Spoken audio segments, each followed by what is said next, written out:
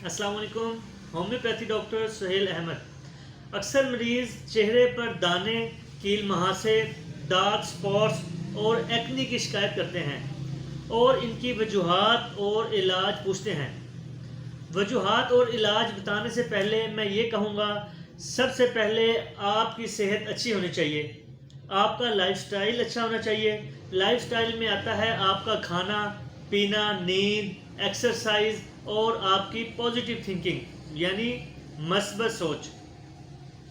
چہرے پر کیل مہاسے، دانے اور ایکنی کی بہت سی وجوہات ہیں. ان میں سب سے بڑی ہارمون ان بیلنس ہے، یعنی کہ اگر آپ کے ہارمون ان بیلنس ہوں گے اس کی وجہ سے ایکنی کی پرابلم ہو سکتی ہے، چہرے پہ پمپل نکل سکتے ہیں. یہ زیادہ تر ٹین ایج میں اس کا چانس ہوتا ہے. اس کے بعد زیادہ گرم اور تلی ہوئی چیزوں کا استعمال ہے. سٹریس ہے یعنی پریشانی، کسی بھی چیز کی پریشانی، زیادہ سٹریس لینے سے، پیپروں کی سٹریس ہے یا کوئی اور سٹریس لینے سے پمپلز یا ایکنی وغیرہ کیل مہاسے کی پرابلم ہو سکتی ہے. اس کے علاوہ قبض، گرم موسم، زیادہ میک اپ، کریم اور فاؤنڈیشن کا استعمال ہے. اکثر لیڈیز فاؤنڈیشن کریم کا استعمال کرتی ہیں تو اس کی وجہ سے بھی پمپلز یا ایکنی وغیرہ کے چانس بڑھ جاتے ہیں. زیادہ میڈیسن کا استعمال ہے. موسم کا چینج ہونا ایکنی، دانے اور کیل مہاسے کی وجوہات بن سکتی ہیں. اچھا، وجوہات کے بعد میں آپ کو ایکنی، دانے، کیل مہاسے کے قدرتی علاج اور پرہیز کے بارے میں گائیڈ کرنا چاہوں گا. اکثر پیشنٹ وجوہات اور پرہیز کے علاج کے بارے میں بات کرتے ہیں، یا وہ یہ بات کرتے ہیں کہ ڈاکٹر صاحب آپ ہمیں ایسا قدرتی علاج بتا دیں جو ہم گھر بیٹھ کے بھی فالو کریں تو ہمیں یہ پرابلم سے ہم بچ سکتے ہیں. روزانہ 4 سے 5 مرتبہ اپنا چہرہ واش ضرور کریں. چہرے کو واش کرنا ہے، رگڑنا نہیں ہے. اس کے علاوہ اپنے ہاتھ سے اپنے چہرے کے پمپلز کو مت توڑیں. روزانہ 8 سے 10 گلاس پانی ضرور پئیں. اگر آپ میک اپ یوز کرتے ہیں تو رات کو سونے سے پہلے چہرہ واش ضرور کریں. اس کے علاوہ نیچرل کریم یوز کریں جس میں ایلو ویرا، کھیرا اور وٹامن سی کا استعمال ہو. اسکن کو ہیلتھی رکھنے کے لیے بیلنس ڈائٹ، ایکسرسائز اور زیادہ پانی کا استعمال کریں. خوش رہیں، خوشیاں بانٹیں.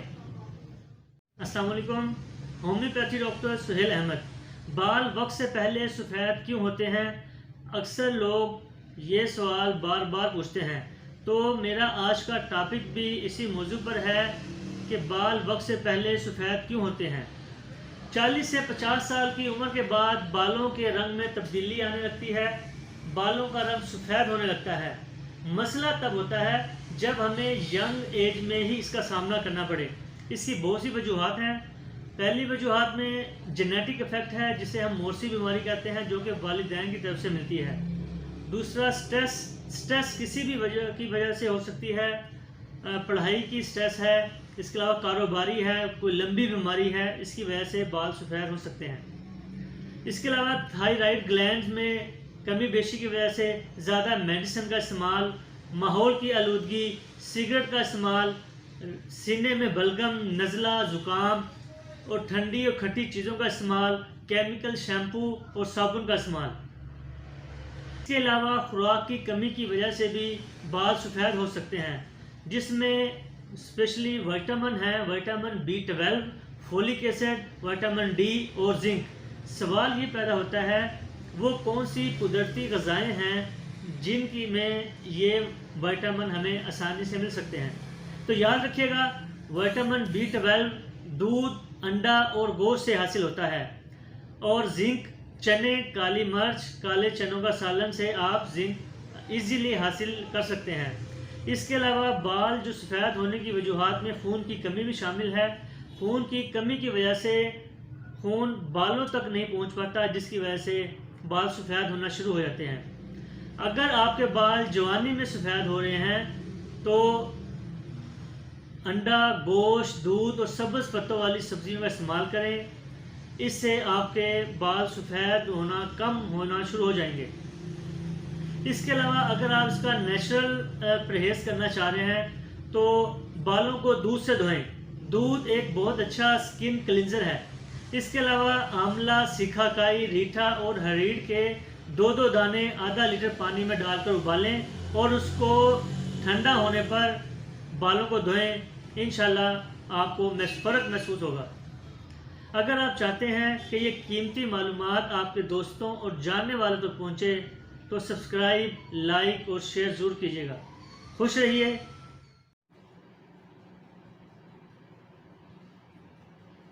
آج ہم چہرے پر چھائیوں کی وجوہات، اقسام اور پرہیز کے بارے میں بات کریں گے۔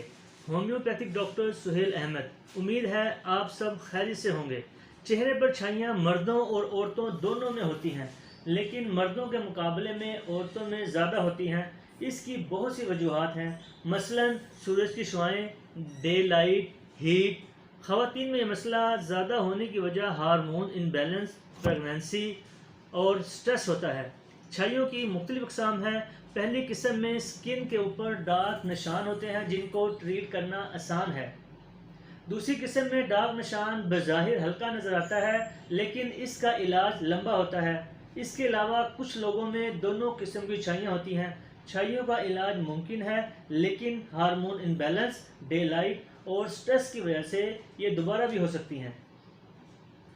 اکثر مریض چہرے پر ڈارک سپاٹ، ایکنی، کیل مہاسے، دانے کی شکایت کرتے ہیں، اور یہ بھی ہارمون امبیلنس، گرم موسم، قبض، زیادہ میک اپ، فاؤنڈیشن کے استعمال کی وجہ سے ہوتا ہے۔ اگر آپ ان سے بچنا چاہتے ہیں تو روزانہ 8 سے 10 گلاس پانی ضرور پئیں۔ اپنے ہاتھ سے پمپل مت توڑیں۔ سونے سے پہلے چہرہ واش کریں۔ کوشش کریں ایسی کریم استعمال کریں جس میں کھیرا، ایلو ویرا اور وٹامن سی کا استعمال ہو۔ اگر آپ چاہتے ہیں کہ یہ قیمتی اور اہم معلومات آپ کے دوستوں اور گھر والوں تک پہنچے تو سبسکرائب، لائک اور شیئر ضرور کیجیے گا۔ خوش رہیے۔ اکثر دوست کولیسٹرول کے بارے میں سوالات پوچھتے ہیں کہ کولیسٹرول کی علامات، پرہیز اور علاج کیا ہے۔ کولیسٹرول ایک بیماری کا نام نہیں ہے، بلکہ کولیسٹرول کی مقدار خون میں بڑھ جانا ایک بیماری ہے۔ یہ ایک خاص قسم کی چربی ہوتی ہے جو ہمارے خون میں موجود ہوتی ہے۔ اگر اس چربی کی مقدار خون میں ضرورت سے زیادہ بڑھ جائے تو بہت سی بیماریاں پیدا ہو سکتی ہیں اور ہارٹ اٹیک کے چانس بڑھ جاتے ہیں۔ Homeopathy doctor Sohail Ahmed. میرا آج کا ٹاپک بھی اسی موضوع پر ہے۔ کولیسٹرول ہمیں اینیمل سورس سے حاصل ہوتا ہے، یعنی جانوروں کے گوشت سے ہمیں کولیسٹرول ملتا ہے۔ کولیسٹرول 2 قسم کا ہوتا ہے، L D L low density lipoprotein, اسے ہم بیڈ کولیسٹرول بھی کہتے ہیں۔ دوسرا H D L high density lipoprotein, اسے ہم گڈ کولیسٹرول کہتے ہیں۔ ایچ ڈی ایل یہ دل کی صحت کے لیے اچھا ہوتا ہے، اور ایل ڈی ایل یہ دل اور تمام جسم کے لیے نقصان دہ ہے۔ اگر خون کے اندر ایل ڈی ایل یعنی بیڈ کولیسٹرول کی مقدار 150 ملی گرام پر ڈیسی لیٹر سے زیادہ ہو تو نہایت خطرناک ہے، اور اگر 100 ملی گرام پر ڈیسی لیٹر سے نیچے ہو تو صحت کے لیے اچھا سمجھا جاتا ہے۔ اس کے برعکس H D L high density lipoprotein یعنی گڈ کولیسٹرول کی مقدار جتنی زیادہ ہوگی وہ ہمارے جسم کے لیے اچھا ہے۔ مردوں میں ایچ ڈی ایل کی مقدار 40 ملی گرام پر ڈیسی لیٹر سے زیادہ اور عورتوں میں 50 ملی گرام پر ڈیسی لیٹر سے زیادہ ہونا ہمارے دل کی صحت کے لیے بہتر ہے۔ تو کولیسٹرول کی علامات میں وزن کا بڑھنا ہے، سر درد کا، ہاتھ پاؤں کا سن ہونا، جسم کا مختلف حصوں سے سن ہونا، جلدی تھک جانا، سینے میں درد، یہ کولیسٹرول کی علامات ہیں، کولیسٹرول زیادہ ہونے کی علامات ہیں۔ تو اس کا پرہیز اور علاج یہ ہے کہ اپنا لائف سٹائل چینج کریں، گوشت سے پرہیز کریں اور جنک فوڈ یعنی پیزا برگر سے پرہیز کریں، پھل، سبزیاں، چوکر والی روٹی کا استعمال کریں، گرین ٹی لیں، واک اور ایکسرسائز ضرور کریں۔ ڈینگی بخار کیا ہے؟ یہ ہوتا کیوں ہے؟ ڈینگی بخار ایک وائرل بیماری ہے، یہ وائرس کوز کرتا ہے۔ ڈینگی بخار 6 سے 7 دن کے اندر خود بخود ٹھیک ہونا شروع ہو جاتا ہے۔ Homeopathy doctor Sohail Ahmed. آج ہم ڈینگی بخار کے ٹاپک پر بات کریں گے۔ ڈینگی وائرس مچھر کے ذریعے پھیلتا ہے۔ اہم بات یہ کہ ڈینگی ہر مچھر کے کاٹنے سے نہیں ہوتا۔ وہ مچھر جس کے اندر ڈینگی کا وائرس ہوگا وہ اس بیماری کا سبب بنے گا۔ برسات کے موسم میں مچھر کی تعداد بہت زیادہ ہونے کی وجہ سے ڈینگی وائرس بہت تیزی سے پھیلتا ہے، اور بہت سارے لوگوں کو ڈینگی بخار میں مبتلا ہونے کی وجہ سے جسم میں درد، وامٹنگ، بخار اور لو بلڈ پریشر کی شکایت ہوتی ہے، لیکن کچھ لوگوں میں یہ خطرناک حد تک پھیل جاتا ہے۔ ڈینگی بخار سے بچاؤ کی احتیاطی تدابیر بہت ضروری ہیں۔ اگر آپ کھلی جگہ پر سو رہے ہیں تو پورے جسم پر نیٹ استعمال کریں، کھلی جگہ کوائل جلا کر رکھیں، اسکن پر مچھر مار کریم استعمال کریں۔ اہم بات یہ کہ چھوٹے بڑے پانی کے جوہر میں یہ مچھر نشو نما پاتا ہے، کوشش کریں کہ ایسا پانی کا جوہر نہ ہو اس کے علاوہ اگر آپ گھر میں بھی پانی جمع کر رہے ہیں تو اسے ڈھانپ کر رکھیں۔ کوشش کریں کہ روٹین کے ساتھ مچھر مار سپرے استعمال کریں۔ ڈینگی کا مچھر صبح یا شام کو کاٹے گا، دن میں کہیں چھپ کر بیٹھ جاتا ہے۔ ڈینگی بخار چھوٹے یا بڑے کسی کو بھی ہو سکتا ہے۔ اگر آپ ڈینگی بخار میں مبتلا ہیں یا شبہ ہے تو قریبی ڈاکٹر سے ضرور رابطہ کریں۔ اگر آپ چاہتے ہیں کہ قیمتی معلومات آپ کے دوستوں اور گھر والوں تک پہنچے تو سبسکرائب، لائک اور شیئر ضرور کیجیے گا۔ Thank you. السلام علیکم، کیا حال ہے آپ کا؟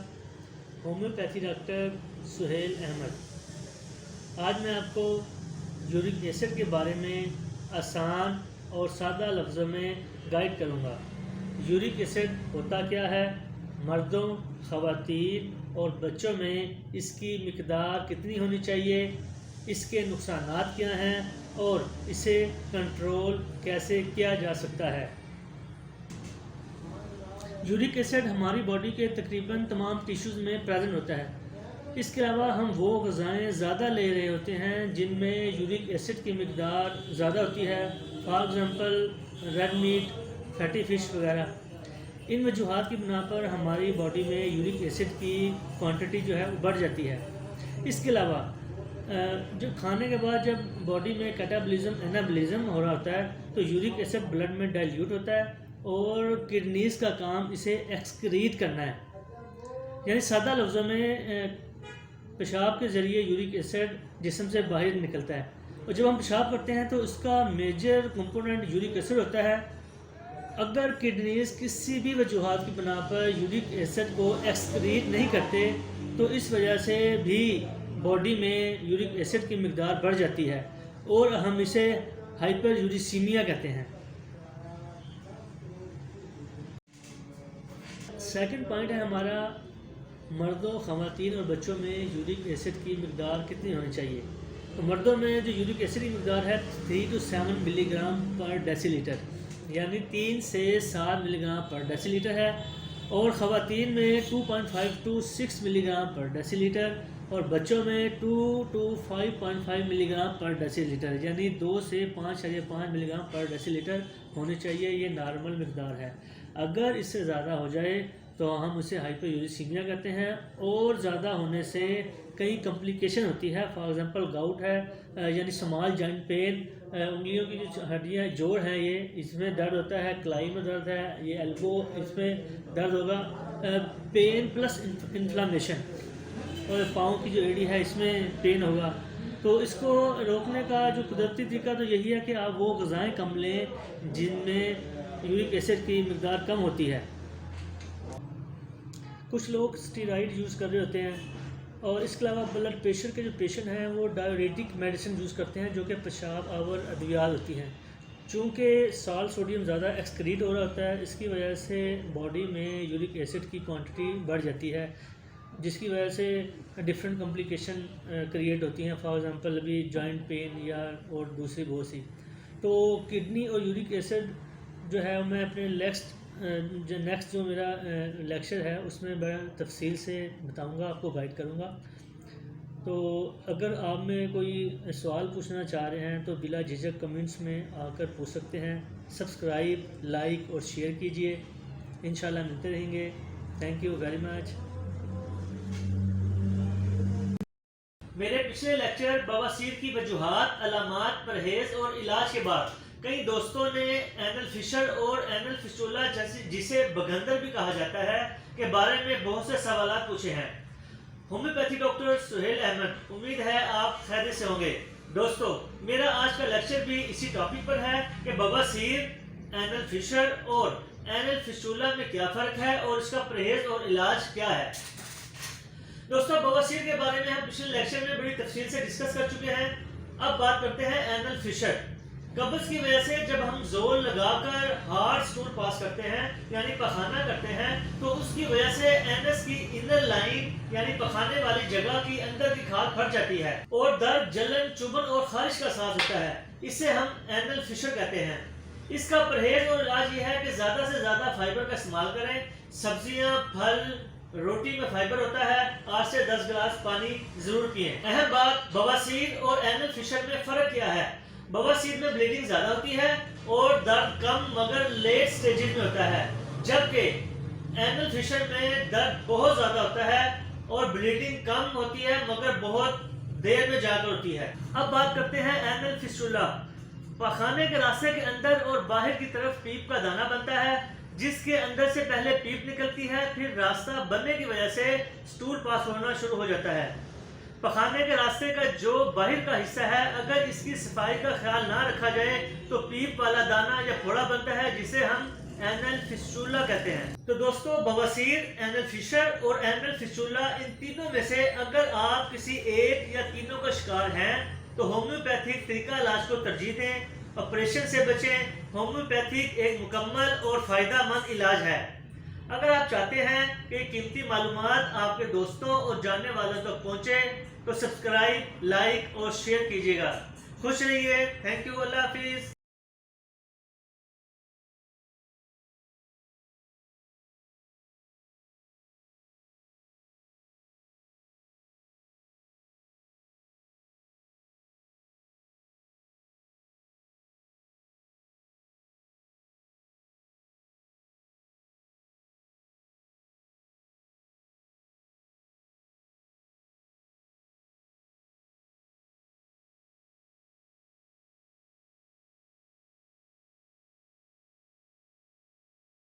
السلام علیکم، ہومیوپیتھی ڈاکٹر سہیل احمد۔ امید ہے آپ سب خیریت سے ہوں گے۔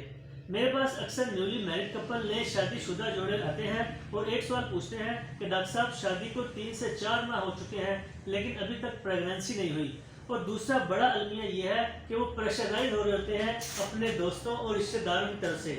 تو یہاں پہ یہ میں گائیڈ کرتا چلوں کہ اگر شادی کے 1 سال تک پریگننسی نہ ہو تو اس میں کوئی بیماری یا پریشانی والی بات نہیں ہے۔ اور کئی دوست ایک سوال پوچھتے ہیں جو کہ دوسرے شہروں میں جاب کرتے ہیں، تو کہتے ہیں کہ ڈاکٹر صاحب، ہم نے 10 سے 15 دن کے بعد آنا ہوتا ہے، تو ہم صاحب اولاد ہونا چاہتے ہیں، تو ایسے کون سے دن ہے کہ پریگننسی ایزیلی ہو جائے؟ میرا آج کا ٹاپک بھی میرا آج اسی موضوع پر ہے کہ وہ مہینے کے وہ کون سے دن ہیں جس میں اگر عورت اپنے شوہر کے قریب جائے تو وہ ایزیلی پریگننٹ ہو جائے۔ تو عورت کا مینسٹرل سائیکل یعنی ماہواری کا تسلسل 28 سے 35 دن کا ہوتا ہے، مثلا مینسٹرل فیز، فولیکولر فیز، اوولیٹری فیز۔ سادہ لفظوں میں اگر جب انڈا دانی کے اندر انڈا ریپچر ہوتا ہے یعنی ٹوٹتا ہے، اگر اس وقت مرد کے سپرم یا جراثیم وہاں پر موجود ہوں گے تو فرٹیلائزیشن ہو جائے گی۔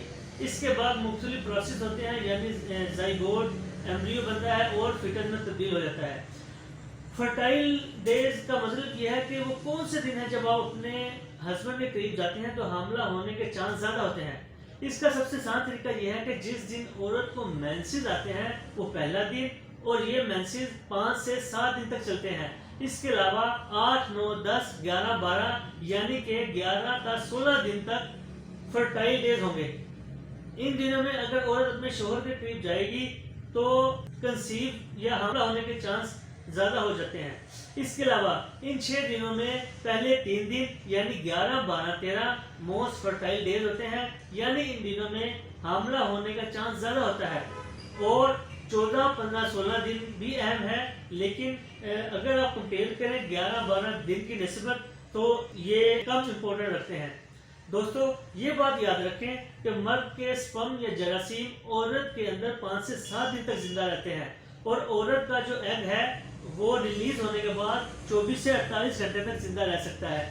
اس لیے ہم کہتے ہیں کہ اگر مرد الٹرنیٹو ڈیز پر عورت کے قریب جائے تو پریگننسی ایزیلی ہو سکتی ہے، یعنی اگر وہ 11 تاریخ کو عورت کے قریب جا رہا ہے تو اس کے جو سپرم ہے وہ 5 سے 7 دن تک عورت کے اندر رہیں گے، اور اگر عورت 12، 13، 14، 15 ان دنوں میں اگر انڈا ریلیز کرے گی تو آلریڈی مرد کے سپرم عورت کے اندر موجود ہوں گے اور پریگننسی کے چانس بڑھ جائیں گے۔ اس کے علاوہ بعض لوگ پریگننسی نہیں چاہتے، وہ نیچرل طریقے سے گیپ رکھنا چاہتے ہیں۔ تو جو لوگ پریگننسی نہیں چاہتے وہ اگر مینسز آنے کے 4 دن پہلے اور 4 دن کے بعد اگر اپنی بیوی کے قریب جائیں تو چانس زیادہ یہ ہے کہ ان کی بیوی حاملہ نہیں ہوگی، پریگننٹ نہیں ہوگی۔ چانس زیادہ یہ ہے، لیکن ہو سکتی ہے۔ دوستو میرا اگلا لیکچر مردانہ بانجھ پن پر ہے، تو اگر آپ چاہتے ہیں کہ یہ معلومات آپ کے دوستوں اور رشتہ داروں تک پہنچے تو سبسکرائب، لائک اور شیئر کیجیے گا۔ تھینک یو، خوش رہیے، اللہ حافظ۔ فنگل انفیکشن یعنی دھدری، چنبل یا رنگ ورم ایک فنگس کی وجہ سے ہوتا ہے۔ اس میں انسان کو شدت کی خارش ہوتی ہے اور سرکل بنتے ہیں، یعنی اسکن کے اوپر گول دائرہ بنتا ہے۔ Homeopathy doctor Sohail Ahmed. پچھلے لیکچر میں ہم نے اسکیبیز یعنی خشک خارش، جسے جراثیمی یا وبائی خارش بھی کہتے ہیں، اس کی وجوہات، پرہیز اور علاج کے بارے میں گائیڈ کیا تھا۔ آج ہم فنگل انفیکشن یعنی دھدری، چنبل یا رنگ ورم کی وجوہات، پرہیز اور علاج کے بارے میں بات کریں گے۔ فنگل انفیکشن یعنی دھدری، چنبل گرمی کے موسم میں زیادہ ہوتا ہے۔ جسم میں جہاں زیادہ نمی ہو، مثلا بغل، ٹانگوں کے درمیانی حصہ، بریسٹ کے نیچے، گروئن یا جینٹ ایریا۔ اس کے علاوہ جہاں پر بیلٹ باندھا جاتا ہے، اس کے علاوہ موٹے لوگ یا جن کی قوت مدافعت کم ہو، یا پھر وہ لوگ جو کیٹس اینڈ ڈاگز یعنی جانور پالتے ہیں۔ یہ ایک سے دوسرے کو بھی لگ سکتا ہے یا دوسرے کا نیل کٹر استعمال کرنے سے بھی ہو سکتا ہے۔ اس کے علاوہ جو لوگ زیادہ بھیڑ میں رہتے ہیں، لمبے سفر میں ہوتے ہیں، ان میں سویٹنگ یا نمی ہونے سے فنگل انفیکشن ہو جاتا ہے۔ یہ گول دائرے کی شکل میں ہوتا ہے، اس میں خارش شدت کی ہوتی ہے۔ اگر فنگل انفیکشن، دھدری یا چنبل کے پرہیز کی بات کریں تو گرمی کے موسم میں 2 بار ضرور نہائیں، کاٹن کے کپڑے پہنیں، کاٹن کا ٹاول استعمال کریں، جسم کو خشک رکھیں، ڈاکٹر سے مشورہ ضرور کریں۔ فنگل انفیکشن آسان اور قابل علاج ہے۔ اگر آپ چاہتے ہیں کہ یہ قیمتی اور اہم معلومات آپ کے دوستوں اور جاننے والوں تک پہنچیں تو سبسکرائب، لائک اور شیئر ضرور کیجیے گا۔ خوش رہیے۔ سر کے بال مردوں اور عورتوں کی پرسنالٹی میں نکھار پیدا کرتے ہیں۔ مردوں اور عورتوں میں سے اگر کسی کے بال گرنا شروع ہو جائیں تو وہ ڈسٹرب ہوتے ہیں اور بال گرنے کی وجوہات، پرہیز اور علاج کے بارے میں فکر مند ہوتے ہیں۔ Homeopathy doctor Sohail Ahmed. میرا آج کا ٹاپک بھی اسی موضوع پر ہے کہ بال گرنے کی وجوہات، پرہیز اور علاج کیا ہے۔ اکثر لوگوں کے تقریباً 50 سے 100 بال روزانہ گرتے ہیں۔ پریشانی تب ہوتی ہے اگر ان سے زیادہ گریں۔ خواتین کے مقابلے میں مردوں کے بال زیادہ گرتے ہیں۔ بال گرنے کی کئی وجوہات ہیں۔ نمبر 1، پروٹین اور نیوٹریشنل ڈیفیشنسی۔ سوال یہ پیدا ہوتا ہے وہ کون سی قدرتی غذائیں ہیں جن میں یہ تمام چیزیں اویلیبل ہوں۔ تو یاد رکھیے گا، انڈا، گوشت، مچھلی، دودھ، خشک میوہ جات، سبز پتوں والی سبزیوں میں یہ تمام چیزیں اویلیبل ہیں۔ اس کے علاوہ زنک، آئرن، وٹامن سی اور B12 بھی دستیاب ہے۔ دوسرا، بال گرنے کی دوسری وجوہات کیمیکل شیمپو کا استعمال ہے۔ جو لوگ زیادہ کیمیکل شیمپو استعمال کرتے ہیں ان کے بال ٹوٹنا اور گرنا شروع ہو جاتے ہیں، اس لیے ہفتے میں 2 سے 3 بار شیمپو کا استعمال کریں۔ جو لوگ بالوں کو ڈائی کرتے ہیں ان کے بال جلدی گرنا اور ٹوٹنا شروع ہو جاتے ہیں۔ اس کے علاوہ فنگل انفیکشن ہے، بالوں میں، سر میں فنگل انفیکشن کی وجہ سے بال گرنا، ٹوٹنا شروع ہو جاتے ہیں۔ اور سٹریس، بیماری، لمبے عرصے کی کوئی بیماری ہے یا سٹریس ہے، سٹریس کسی بھی چیز کی ہو سکتی ہے، لمبے عرصے کی سٹریس سے بال گرنا شروع ہو جاتے ہیں۔ اس کے علاوہ ہارمون امبیلنس، اس کے علاوہ جینیٹک ایفیکٹ ہے۔ جینیٹک ایفیکٹ کی وجہ سے اگر کسی کے والدین کے بال گرتے ہیں تو وہ بچوں میں شفٹ ہو سکتے ہیں۔ قدرتی علاج میں زیتون، کلونجی، سرسوں کا تیل، ایلوویرا مکس کر کے لگائیں۔ روزانہ 8 سے 10 گلاس پانی ضرور پئیں۔ واک اور ایکسرسائز ضرور کریں۔ اگر آپ چاہتے ہیں قیمتی معلومات آپ کے دوستوں اور جاننے والوں تک پہنچیں تو سبسکرائب، لائک اور شیئر ضرور کیجیے گا۔ خوش رہیے، خوشیاں بانٹیے۔ السلام علیکم، homeopathy doctor Sohail Ahmed. Heat stroke, لو لگنا کیا ہے؟ لو کیسے لگتی ہے؟ گرمی کی حدت بڑھنے کے ساتھ ہیٹ سٹروک یعنی لو لگنے کا چانس بھی زیادہ ہو جاتا ہے۔ ہیٹ سٹروک سے کون متاثر ہو سکتا ہے؟ ہیٹ سٹروک کی کیفیات، علامات اور احتیاطی تدابیر کیا ہیں؟ تو اس میں آپ کو گائیڈ کروں گا، تو یاد رکھیے گا، بچے، بزرگ، مزدور، کھلاڑی یہ ہیٹ سٹروک سے متاثر ہو سکتے ہیں۔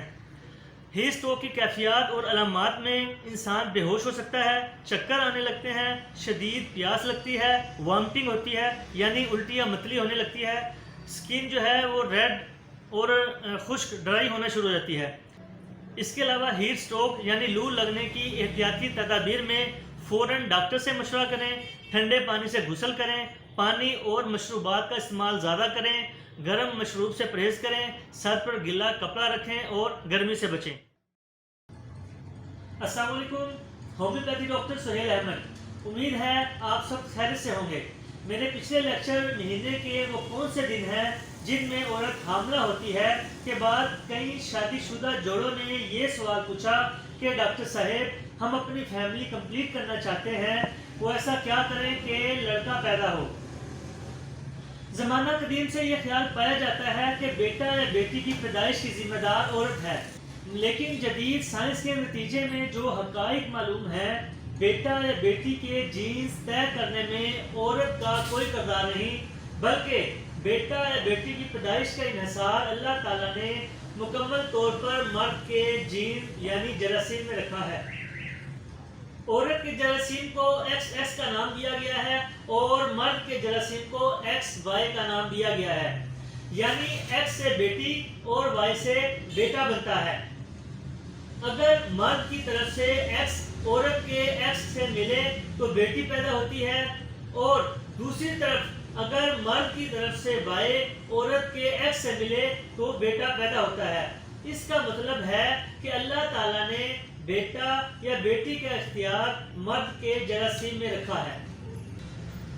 وائی کی کوشش یہ ہوتی ہے کہ وہ ایکس سے پہلے اپنے مقام تک پہنچے اور بیٹا پیدا ہو، مگر اس کے باوجود اس کا اختیار اللہ تعالیٰ کے پاس ہے کہ وہ بیٹا بنائے یا بیٹی بنائے۔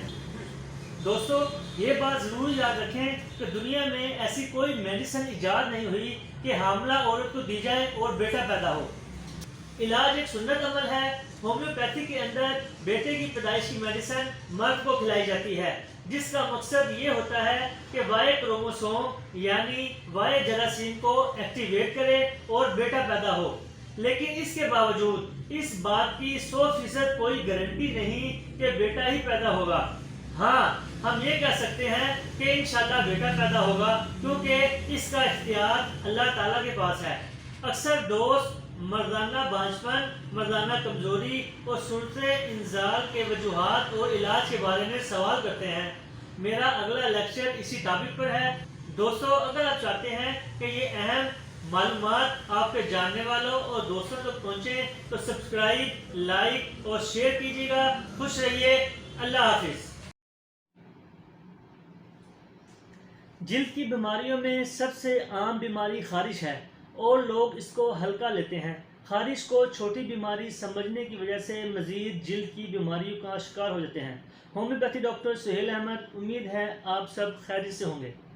خارش ایک ایسی مصیبت ہے جس کے سامنے مزاحمت بہت مشکل ہے اور کوئی چیز یا دوائی سوائے کھجانے کے سکون فراہم نہیں کر سکتی، لیکن یہ آرام دیر پا نہیں ہوتا، بلکہ خارش بڑھنے کے باعث زیادہ کھجانے سے مزید جلدی بیماریوں اور مسائل کا شکار ہو جاتے ہیں۔ خارش مختلف قسم کی ہوتی ہے، یہ پورے جسم یا کسی خاص حصے پر بھی ہو سکتی ہے۔ آج ہم بات کریں گے اسکیبیز یعنی خشک خارش، جسے جراثیمی یا وبائی خارش بھی کہتے ہیں۔ یہ بڑی کامن بیماری ہے اور گردن کے نچلے حصے پورے جسم پر ہوتی ہے، خاص طور پر جب آپ بستر میں لیٹتے ہوں یا بستر پہ لیٹنے کے لیے جائیں تو پورے جسم پر خارش ہونا شروع ہو جاتی ہے۔ یہ ایک جراثیمی کیڑے سے لگتی ہے۔ اسکیبیز یعنی خشک خارش بستر، چادر، ہاتھ ملانے، گلے لگنے سے بھی ہو سکتی ہے، یعنی یہ ایک سے دوسرے کو لگنے والی بیماری ہے۔ اگر کسی ایک شخص کو لگ جائے تو گھر کے تمام افراد کو لگتی ہے، لیکن اس کا علاج آسان اور ممکن ہے۔ اگر آپ چاہتے ہیں کہ یہ قیمتی معلومات آپ کے دوستوں اور گھر والوں تک ضرور پہنچے تو سبسکرائب، لائک اور شیئر ضرور کیجیے گا۔ خوش رہیے۔ لیکوریا کئی قسم کا ہوتا ہے اور یہ ہر عمر کی عورت میں ہو سکتا ہے۔ چھوٹی اور ان میرڈ لڑکیوں میں یہ ڈائٹ اچھی کرنے اور صفائی کا خیال رکھنے سے ٹھیک ہو جاتا ہے، جبکہ شادی شدہ اور مڈل ایج عورت کو لیکوریا کے ساتھ سمیل، ایچنگ، گرین یا یلو کلر کا ڈسچارج ہو تو اسے علاج کی ضرورت ہے۔ ہومیوپیتھی ڈاکٹر سہیل احمد، آج ہم لیکوریا کے پرہیز، علاج اور وجوہات کے بارے میں ڈسکس کریں گے۔ اکثر خواتین یہ سمجھ رہی ہوتی ہیں کہ لیکوریا کی وجہ سے ان کی ہڈیاں اور پٹھے گھل کر نکل رہے ہیں، جس کی وجہ سے وہ کمر درد اور مختلف کمزوری کا شکار ہیں۔ یاد رکھیں، اس میں کسی قسم کی کوئی حقیقت نہیں۔ لیکوریا تمام ڈسچارجز یعنی رطوبتوں کو کہتے ہیں جو کہ بچہ دانی کے راستے سے خارج ہوتی ہے۔ یہ نارمل بھی ہو سکتی ہے اور ان کے پیچھے کوئی بیماری بھی ہو سکتی ہے۔ لیکوریا کی بہت سی وجوہات ہیں۔ یہ جسم کی نارمل رطوبت بھی ہو سکتی ہے، ہارمون ان بیلنس یا ہارمونل میڈیسن استعمال کرنے، میاں بیوی کے قریب آنے یا پریگنینسی کے دوران بھی ہو سکتی ہے۔ یہ نارمل لیکوریا کہلاتا ہے۔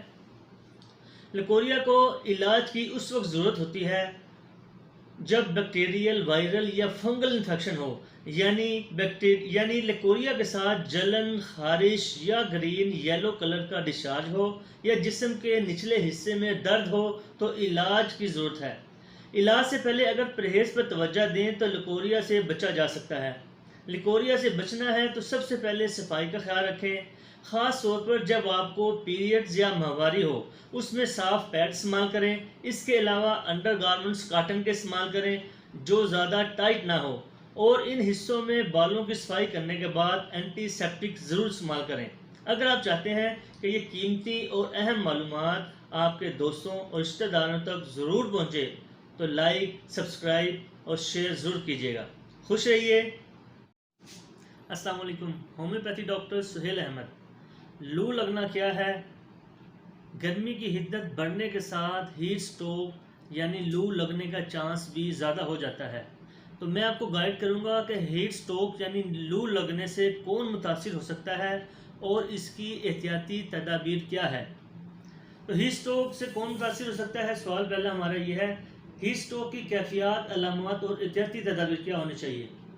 تو بزرگ، مزدور، کھلاڑی، بچے یہ ہیٹ سٹروک سے متاثر ہو سکتے ہیں۔ ہیٹ سٹروک کی کیفیات اور علامات میں انسان بے ہوش ہو سکتا ہے، چکر آنے لگتے ہیں، شدید پیاس لگتی ہے، الٹی یا متلی ہوتی ہے، جلد سرخ اور خشک ہو جاتی ہے۔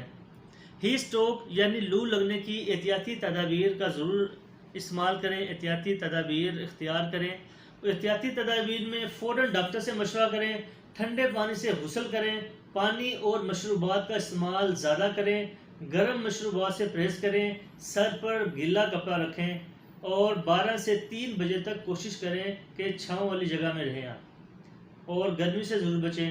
خوش رہیے۔ السلام علیکم، ہومیوپیتھی ڈاکٹر سہیل احمد۔ موٹاپا کسے کہتے ہیں؟ اکثر دوست یہ سوال بار بار پوچھتے ہیں، تو آج میں آپ کو گائیڈ کروں گا کہ موٹاپا کسے کہتے ہیں۔ پاکستان میں 50% لوگ موٹاپے کا شکار ہیں۔ اگر آپ یہ معلوم کرنا چاہتے ہیں کہ آپ موٹاپے کا شکار ہیں تو انچ ٹیپ سے اپنے پیٹ کو ناف کے اوپر رکھ کر ناپیں۔ مردوں میں 35 اور عورتوں میں 30 انچ اگر پیٹ کی گولائی ہو تو مبارک ہو، آپ موٹاپے میں نہیں آتے۔ دوستو یاد رکھیں، پیٹ اور ویٹ میں فرق ہوتا ہے۔ اگر آپ کا ویٹ زیادہ ہے کوئی بات نہیں، لیکن اگر پیٹ پر چربی ہے تو خطرے کی بات ہے۔ جتنی بھی بیماریاں مثلا cholesterol, uric acid, sugar, high blood pressure, heart attack, یہ سب پیٹ کی چربی سے ہوتی ہے۔ یاد رکھیں، اگر چربی بازو اور ٹانگوں پر ہو تو خطرناک نہیں، لیکن اگر پیٹ پر ہو تو نقصان دہ ہو سکتی ہے۔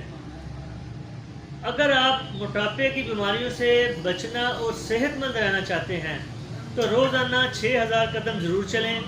اگر آپ ہارٹ اٹیک سے بچنا چاہتے ہیں تو 10,000 قدم چلنا ضروری ہے۔ اس کے علاوہ شوگر، بلڈ پریشر کو مینٹین کرنے اور بچنے کے لیے 11,000 قدم ضرور چلیں۔ اگر آپ چاہتے ہیں کہ قیمتی اور اہم معلومات آپ کے دوستوں اور جاننے والوں تک پہنچے تو سبسکرائب، لائک اور شیئر ضرور کیجیے گا۔ خوش رہیے۔ اکثر دوست بواسیر، ہیمورائڈز یا پائلز کے بارے میں سوالات پوچھتے ہیں اور شکایت کرتے ہیں کہ ڈاکٹر صاحب ہمیں پخانے کے راستے خون آتا ہے، ایسا لگتا ہے پخانے والی جگہ باہر آ رہی ہے اور وہاں پر پیپ کا دانہ محسوس ہوتا ہے۔ اس کے علاوہ درد، جلن، چبھن اور خارش کی شکایت کرتے ہیں۔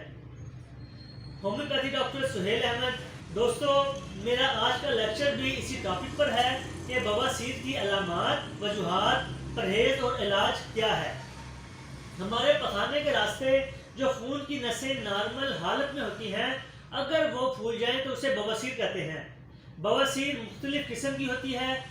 پہلی قسم میں پخانے کے راستے خون آتا ہے، دوسری قسم خون اور موقع باہر آتے ہیں اور پخانہ ختم ہونے کے بعد خود ہی اندر چلے جاتے ہیں۔ خون بھی آتا ہے، تیسری قسم میں خون بھی آتا ہے اور موقع بھی باہر آتے ہیں، اور بعد میں مریض موقع اپنے ہاتھ سے خود اندر کرتا ہے۔ اور چوتھی قسم میں موقع باہر ہی رہتے ہیں اور اندر نہیں جاتے۔ اہم سوال یہ ہے کہ بواسیر ہوتی کیوں ہے، اس کی وجوہات، پرہیز کیا ہے۔ تو نمبر 1، بواسیر قبض کی وجہ سے ہوتی ہے۔ اس کے علاوہ جو لوگ فائبر کا استعمال نہیں کرتے، یعنی پھل، سبزیاں اور روٹی نہیں کھاتے، انہیں بواسیر کی شکایت ہوتی ہے۔ چوکر والے آٹے میں فائبر زیادہ ہوتا ہے اور بواسیر کی پہلی قسم فائبر کے استعمال اور زیادہ پانی پینے سے خود ہی ٹھیک ہو جاتی ہے۔ بواسیر کے مریض کم از کم 8 سے 10 گلاس پانی ضرور پئیں۔ رات کو کھانا لیٹ مت کھائیں۔ اس کے علاوہ موٹاپا، آرام پسندی، زیادہ وزن اٹھانا، زیادہ کافی اور سگریٹ کا استعمال، جنک فوڈ، بازاری کھانے سے بواسیر ہو سکتی ہے۔ ان چیزوں سے احتیاط کریں، واک اور ایکسرسائز ضرور کریں۔ اگر آپ کو بواسیر کی شکایت ہے تو ہومیوپیتھک میڈیسن استعمال کریں اور آپریشن سے بچیں۔ دوستو اگر آپ چاہتے ہیں یہ قیمتی اور اہم معلومات آپ کے دوستوں اور جاننے والوں تک پہنچے تو سبسکرائب، لائک اور شیئر ضرور کیجیے گا۔ تھینک یو، اللہ حافظ۔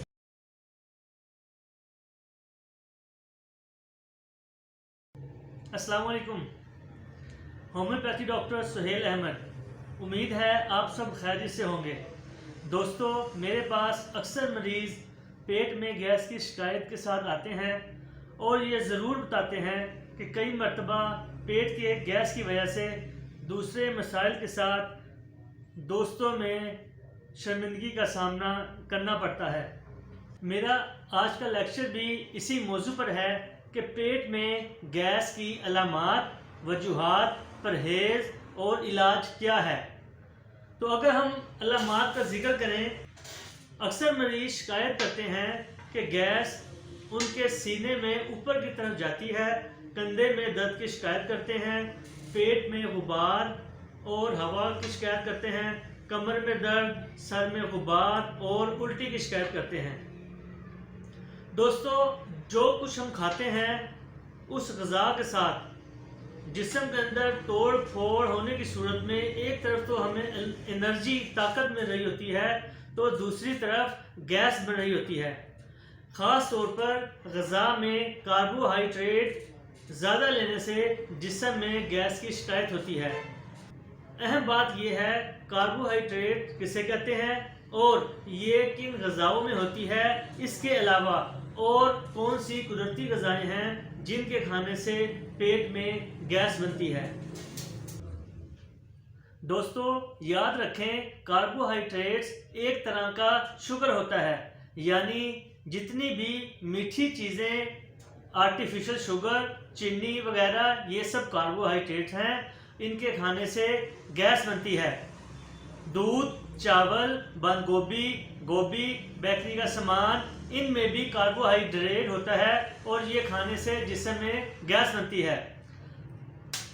اور مادہ سے بنی اشیاء، آئلی فوڈ، ساگ، پالک، کولا ڈرنکس، سگریٹ، ان کے استعمال سے پیٹ میں گیس بنتی ہے۔ دوستو اس کا پرہیز اور علاج یہ ہے کہ اکثر لوگوں کو فوڈ الرجی ہوتی ہے۔ کسی کو چاول کھانے سے پیٹ میں گیس بنتی ہے، کسی کو چنے، کسی کو آلو کھانے سے۔ تو ہم یہ قدرتی غذا چھوڑ تو نہیں سکتے لیکن پرہیز اور احتیاط ضرور کر سکتے ہیں۔ اس کے علاوہ دوستو کھانا ہمیشہ آہستہ آہستہ اور چبا کر کھائیں۔ اگر آپ دن میں 3 مرتبہ پیٹ بھر کر کھا رہے ہیں تو اسے 4 سے 5 مرتبہ تقسیم کر دیں، کیونکہ جتنا زیادہ آپ پیٹ بھر کر کھائیں گے پیٹ میں اتنی ہی گیس ہوگی، یعنی کہ پیٹ میں بھوک رکھ کر کھانا کھائیں۔ زیادہ میٹھی چیزوں سے پرہیز کریں، زیادہ میٹھی چیزیں گیس کا سبب بنتی ہیں۔ سگریٹ، کولڈ ڈرنکس اور اسٹرا کے استعمال سے پرہیز کریں۔ کھانا کھاتے وقت زیادہ باتیں مت کریں تاکہ ہوا منہ کے ذریعے اندر جا کر گیس کا سبب نہ بنے۔ کچھ لوگوں کو معدہ اور آنت میں انفیکشن ہوتا ہے جو پیٹ کے گیس کا سبب بنتا ہے، تو اپنا معدہ اور آنت کا علاج کروائیں۔ اپنا وزن کم کریں، روزانہ ورزش اور واک ضرور کریں۔ دوستو، اگر آپ چاہتے ہیں کہ یہ ضروری ہدایات اور معلومات آپ کے جاننے والوں اور دوستوں تک ضرور پہنچے تو سبسکرائب، لائک اور شیئر ضرور کیجیے۔ خوش رہیے، اللہ حافظ۔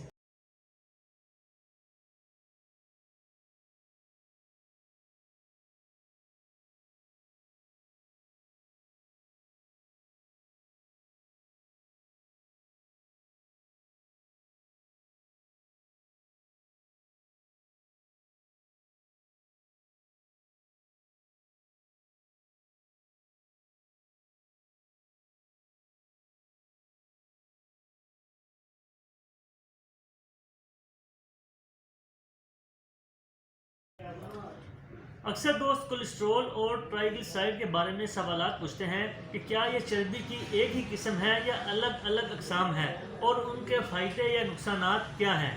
Homeopathy doctor Sohail Ahmed. Cholesterol کے علاوہ خون میں اور بھی مختلف قسم کی چربی ہوتی ہے جسے ٹرائیگلیسرائڈ کہتے ہیں۔